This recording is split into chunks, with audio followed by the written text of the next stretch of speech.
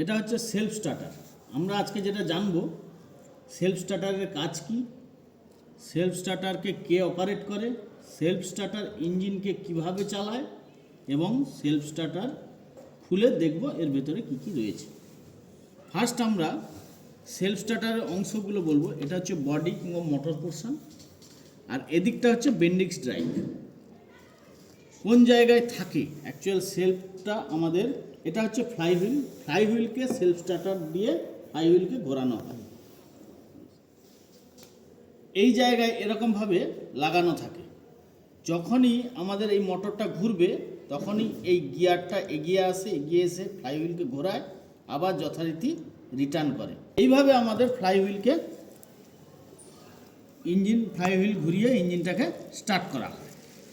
এবারে আসবো আমরা এই স্টার্টার মোটরটাকে খুলব। ফার্স্ট হচ্ছে বেন্ডিক্স ড্রাইভটাকে খুলছি। বেন্ডিক্স ড্রাইভের লক নাটটাকে খুলছি।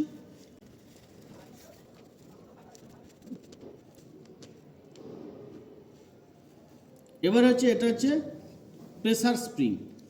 যখনই আমরা সেলফটা বন্ধ করে দিই তখন এই অবস্থায় ছিল এরকম, যখনই সেলফটা ইঞ্জিন স্টার্ট হয়ে যাওয়ার পর বন্ধ করে দিলাম তখন এটা ছেড়ে এইভাবে চলে আসে, যাতে এই টোটাল প্রেসারটা এই গ্রহণ করে। এই জন্য এটা হচ্ছে প্রেসার। এই যে থ্রেডটা করা হচ্ছে এই স্কোয়ার থ্রেডের উপরেই এই বেন্ডিক্স ড্রাইভটা আপ ডাউন করে। এটা হচ্ছে বেন্ডিক্স ড্রাইভ। এটা টোটাল ইঞ্জিনকে স্টার্ট করতে ব্যবহার করে এবং স্টার্ট হয়ে গেলে এই আবার যথারীতি নিজের পজিশনে চলে আসে এবং আমরা সেলফ বন্ধ করে দিই। এবারে আমরা সেলফের যে মোটরটা রয়েছে সেটা খুলব।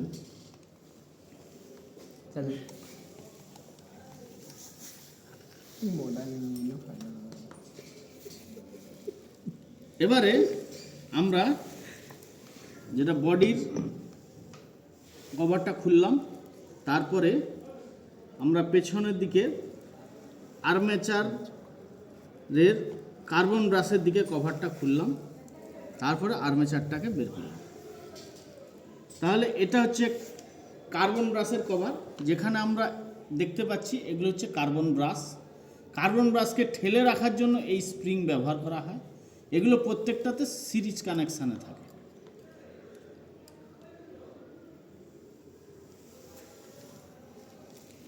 এটা হচ্ছে আর্মেচার শ্যাফট, এটা আর্মেচার কয়েল, এটা কমিউটেটর। এর ওপরে আমাদের এই কার্বন ব্রাশটা এইভাবে কার্বন ব্রাশটা থাকে।